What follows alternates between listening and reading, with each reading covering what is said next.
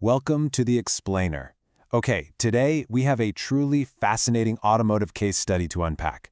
We are going to objectively break down the newly resurrected Ford Capri EV.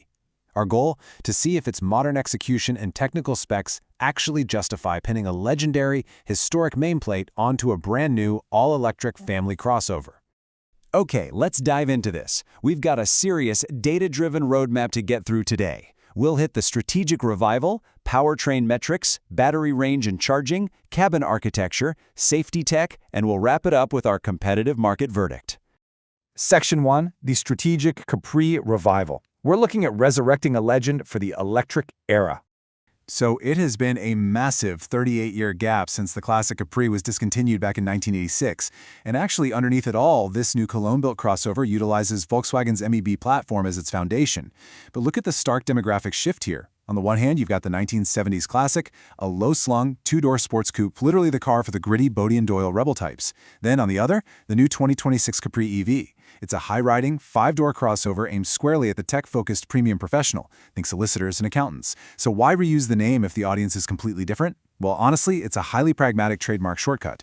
Most modern consumers don't really have a functional memory of the 70s model, so resurrecting the Capri name allows Ford to bypass the incredibly costly and lengthy process of creating a brand new global identity while still retaining a strong emotive hook. But hey, they haven't entirely abandoned the past.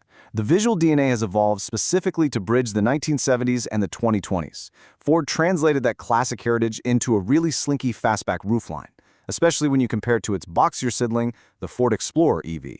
And check out the lighting. They've implemented a digital quad-element LED signature. It's basically a direct, modernized translation of those classic twin-lens headlamps, just brought into the electric age. Section 2, Powertrain and Performance Metrics. Delivering the raw numbers and driving dynamics. Let's transition into the mechanical breakdown. Visuals are great, sure, but for a vehicle carrying a sporty heritage badge, we absolutely have to look at the hard facts of the propulsion system to see what it's actually bringing to the tarmac. Looking at this data, you can see how Ford structures the lineup to capture both efficiency seekers and performance enthusiasts. You've got the entry-level 52 kilowatt-hour setup, but check out that bottom row. The all-wheel drive premium variant rocks a 79 kilowatt-hour battery, pushing 340 PS and a massive 679 newton-meters of immediate torque. That gets you from 0 to 100 in just 5.3 seconds.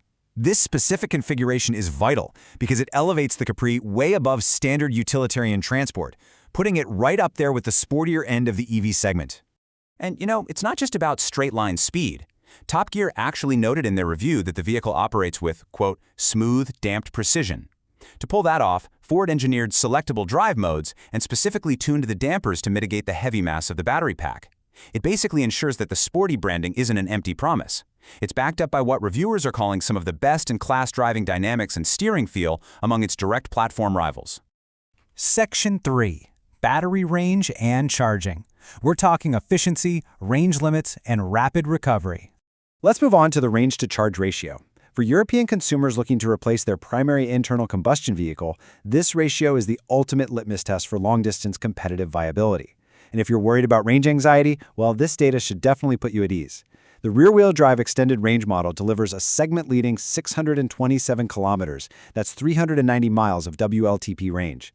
Even if you go for the heavier, performance-oriented all-wheel drive model, you are still looking at an incredibly competitive 592 kilometers. It makes the Capri a highly viable option for transcontinental travel. But look, efficiency is absolutely nothing without rapid recovery, right?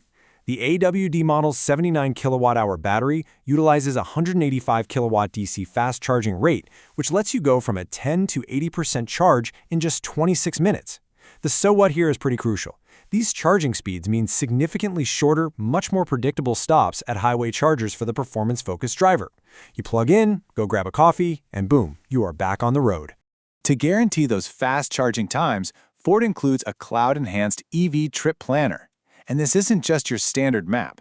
This software-defined system integrates live traffic data, but more importantly, it automatically preconditions the lithium-ion battery. By adjusting the battery's temperature to the absolute optimal sweet spot before you even pull up to the DC fast charger, it ensures you get maximum kilowatt intake speeds immediately, entirely mitigating the usual pain points of charging latency. Section 4, Cabin Utility and Architecture, looking at the physical footprint and spatial engineering. Having great range is fantastic, sure, but a crossover really lives and dies by its physical dimensions and spatial utility. And I was genuinely surprised by this. 627 liters. That is the impressive cargo capacity of the new Capri when loaded to the roof. Crucially, for family buyers eyeing that sloping, sporty roofline, this actually provides roughly 100 liters more boot space than the Ford Explorer EV when measured to the seat back height. It's a massive spatial engineering win that proves you absolutely don't have to sacrifice cargo space for a sleeker silhouette. And that clever engineering continues right inside the cabin with some highly human-centric solutions. You've got a 14.6-inch adjustable sync-move touchscreen, which actually physically slides up to reveal My Private Locker, basically a concealed security vault for your valuables. Plus, the flat floor architecture makes room for a massive 17-liter MegaConsole under the armrest. It's literally big enough to swallow a laptop bag. And then there's what we call the headroom paradox. Counterintuitively, if you spec the Capri with a panoramic glass roof, it actually offers slightly more rear headroom than the upright Explorer. Pretty brilliant, right? Section 5. Advanced Safety and Technology. Digital shields and comprehensive driver assistance. Let's pivot to the Safety and Tech suite. Underneath that stylish exterior, the Capri uses high-strength boron steel reinforcements designed to protect both the occupants and the high-voltage battery casing during a collision. But the active safety tech? Just as impressive. Take the reversing assist feature. Imagine you drive down a narrow European lane and realize, uh-oh, I can't turn around here.